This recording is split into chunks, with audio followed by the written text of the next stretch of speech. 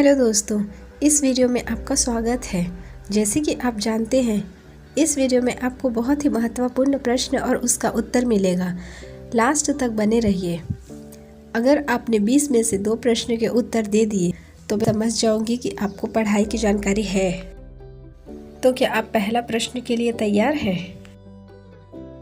प्रश्न 1, किसने कहा मध्य रात्रि के टकोर पर जब संसार सोता है भारत अपने जीव व स्वतंत्रता के लिए जाग उठेगा? ए. जवाहरलाल नेहरू, बी. महात्मा गांधी, सी. भगत सिंह या डी. राजेंद्र प्रसाद? इस प्रश्न का सही उत्तर है ए. जवाहरलाल नेहरू। प्रश्न 2, Who lives if India dies? किसकी उक्ति है?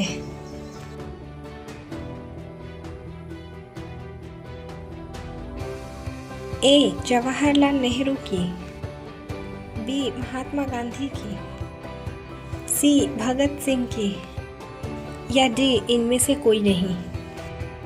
इस प्रश्न का सही उत्तर है ए. जवाहरलाल नेहरू की। प्रश्न 3, क्या आप जानते हैं पंजाबी भाषा किस लिपि में लिखी जाती है? ए. देवनागरी, बी. सिंधी, सी. गुरमुखी या डी. इनमें से कोई नहीं? पंजाबी भाषा गुरमुखी लिपि में लिखी जाती है। प्रश्न 4, किस लिपि को सभी लिपियों का जन्मदाता कहा जाता है?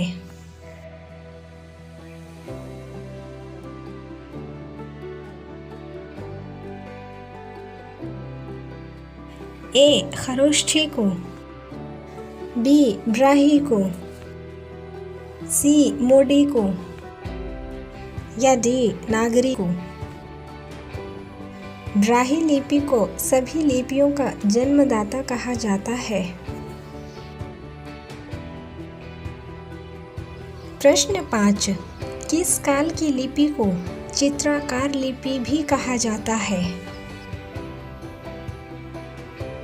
ए. सिंधु काल को, बी. वैदिक काल को, सी. गुप्त काल को या डी. मौर्य काल को?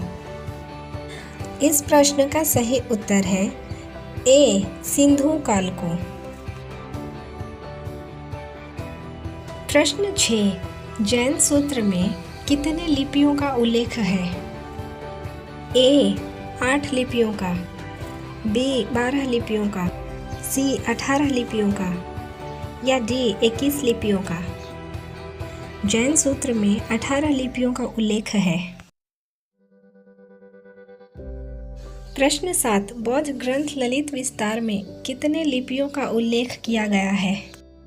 ए. 19 लिपियों का, बी. 27 लिपियों का, सी. 64 लिपियों का या डी. 89 लिपियों का? इस प्रश्न का सही उत्तर है डी. 89 लिपियों का। प्रश्न 8, अशोक के शिलालेखों की क्या लिपि है?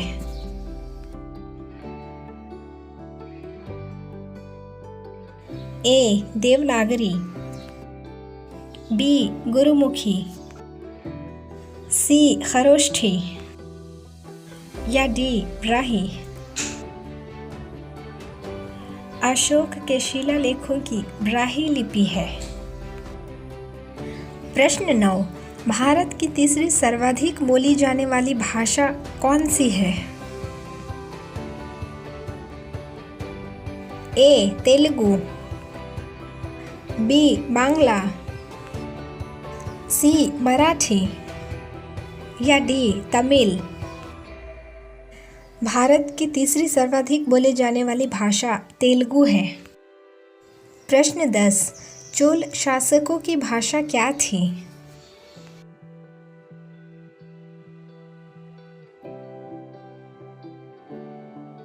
ए. तमिल, बी. संस्कृत, सी. कन्नड़ या डी तेलुगु? चोल शासकों की भाषा तमिल थी। प्रश्न 11, हिंदी भाषा भारतीयों का प्रतिशत लगभग कितना है? ए 50%, बी 40%, सी 45% या डी 55%। हिंदी भाषा भारतीयों का प्रतिशत लगभग 40% भाषा है। प्रश्न 12, भारतीय भाषाओं में हिंदी के बाद विश्व की कौन सी भाषा अधिकतम बोली जाती है?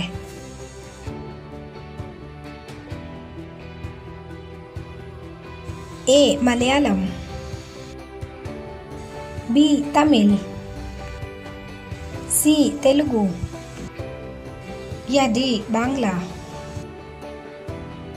इस प्रश्न का सही उत्तर है डी बांग्ला।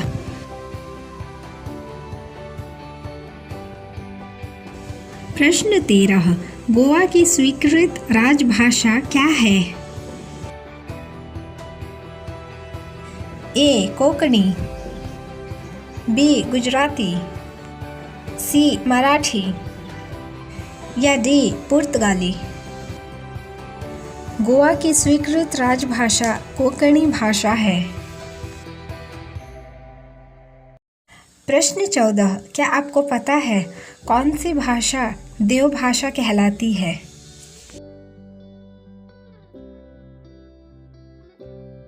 ए हिंदी भाषा, बी खड़ी भाषा, सी संस्कृत भाषा या डी पाली भाषा? संस्कृत भाषा देवभाषा कहलाती है। प्रश्न 15, क्या आपको पता है भारत का प्राचीन भाषा क्या कहलाती है? ए संस्कृत, बी हिंदी, सी पाली या डी प्राकृत? भारत का प्राचीन भाषा संस्कृत भाषा है। प्रश्न 16, निम्नलिखित में से किस देश में अधिकतम संख्या में भाषाएं बोली जाती है?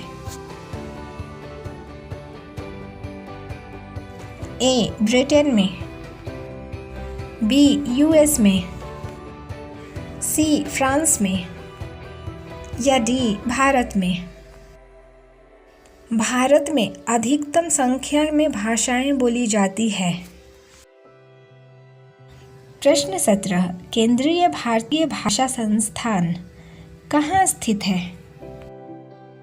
ए मैसूर में, बी हैदराबाद में, सी वाराणसी में या डी उज्जैन में?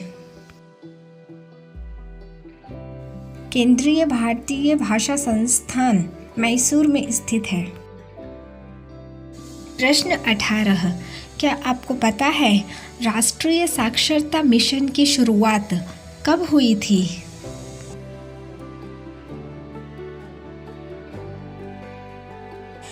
ए 1900 ईस्वी में, बी 1988 ईस्वी में, सी 1999 ईस्वी में या डी इनमें से कोई नहीं? राष्ट्रीय साक्षरता मिशन की शुरुआत 1988 ईस्वी में हुआ था। प्रश्न 19, नवोदय विद्यालय में दाखिला किस कक्षा में होता है? ए पहली कक्षा में, बी 7वीं कक्षा में, सी 6ठी कक्षा में या डी 4थी कक्षा में? नवोदय विद्यालय में दाखिला 6ठी कक्षा में होती है। प्रश्न 20, मुक्त विश्वविद्यालय की स्थापना सर्वप्रथम कहाँ हुई थी? ए जर्मनी में, बी भारत में, सी इंग्लैंड में या डी इनमें से कोई नहीं? मुक्त विश्वविद्यालय की स्थापना सर्वप्रथम इंग्लैंड में हुआ था।